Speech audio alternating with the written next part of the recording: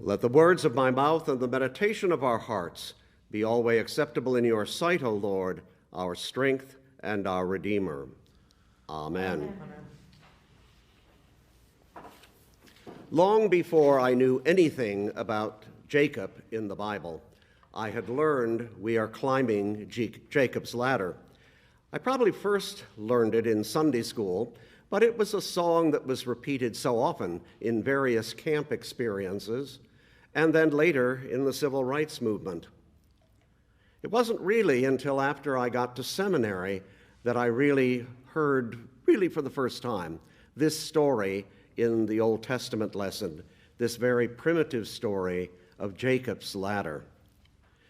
In the story, Jacob falls asleep in the wilderness, and he dreams that there is a ladder going all the way up to heaven from earth, and on it are ascending and descending angels.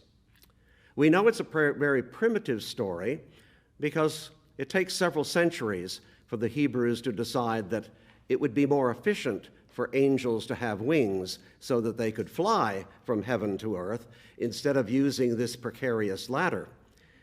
If you're like me, over about 9 rungs of the ladder, you get a bit queasy anyway. I just can't imagine people passing each other on this ladder. But that's a very literal approach, and I'm not usually much of a literalist. When he wakes, he calls the place Bethel, the house of God, because these angels, these messengers, have been both descending, presumably bringing good news to the earth and people on it, and ascending with our prayers. And it became a very holy place, a place for a very large cult gathering for the ancient Hebrews, and remained so until the Assyrians destroyed Bethel when they captured the northern kingdom. Bethel, the house of God, or, as Jacob also refers to it, the gate of heaven.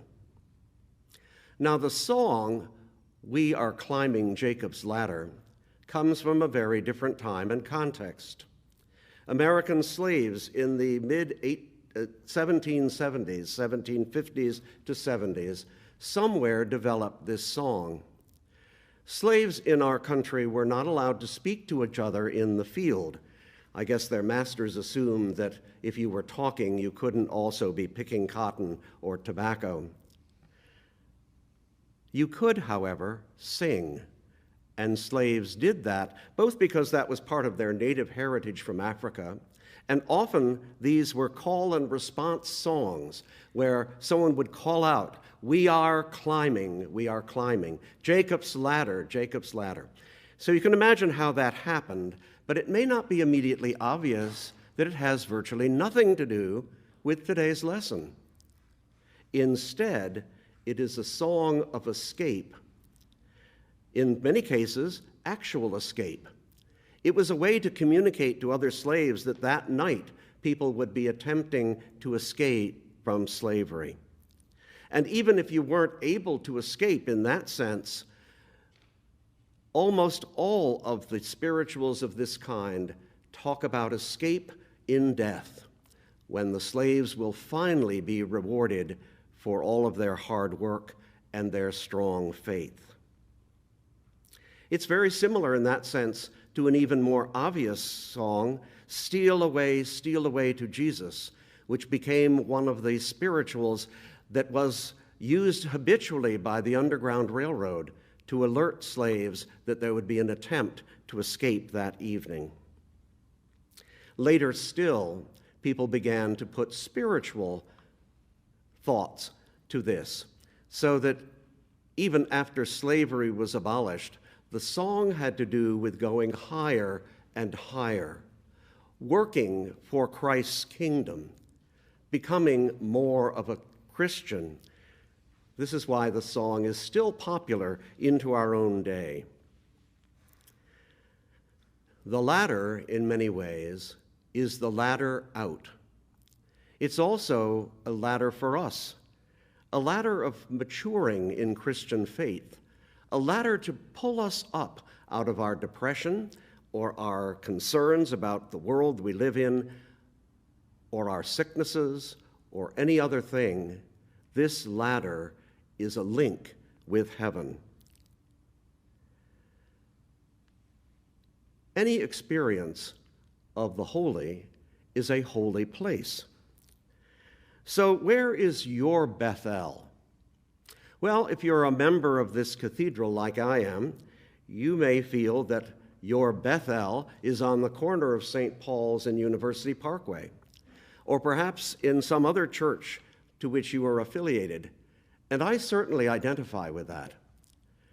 There have been so many wonderful times in this place, and some of those have been here in this Undercroft, but I have to admit, it's really the cathedral upstairs that is being painted that appeals to me. But beyond the beauty of the place itself, I feel the presence of the Spirit and that ladder going up into heaven in the people who worship here, in the activities that take place from here, in the good works that flourish from this place. So many times I am brought to a realization here, as you may be in any number of other churches, about the blessings that we receive and the wonderful sense of God's presence in the life of other people. Now, I have been very fortunate in my life to go to holy places in many parts of the world. I have been 5 times to Israel, studying there twice at St. George's College. I've been to Iona for a week and Lindisfarne and other sites that are important for Celtic spirituality, and a host of shrines in Europe and elsewhere. After Nancy and I had studied in 1981 at St. George's College in Jerusalem, taking a month-long course called The Bible in Its Setting, where both of us found that our faith was greatly enlivened, it was, for both of us, the highlight of a learning experience, and we felt the Spirit of God very intensely in so many different places in that holy land. But after I got back, I was sitting quietly in St. Paul's Church, Natick, Massachusetts, where I was the rector, and all of a sudden it dawned on me that Bethel was not for me in the Holy Land. Bethel was right there. Again, not so much in St. Paul's, the building, but in the congregation and in the community I served. It was in the people with whom I fought for justice and peace and for spiritual enlightenment and growth that I came face to face with the living God, and not infrequently with people who I would not have expected to meet God in.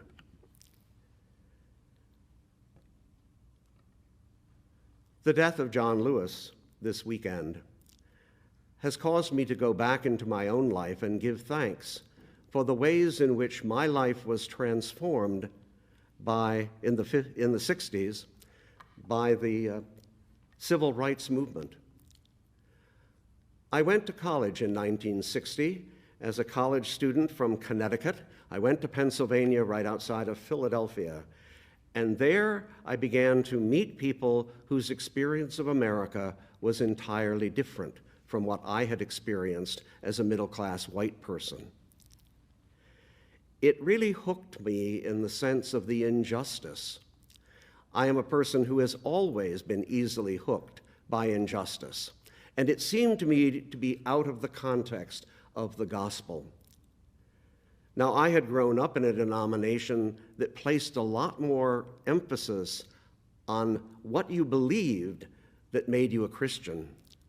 But in the civil rights movement, I discovered a host of Christians and Jews who were not all of one denomination, who didn't care all that much that we had differences of theological opinion, but were united in understanding that our Jewish or Christian faith called us to really make sacrifices for others, especially those who were being unjustly and unfairly treated.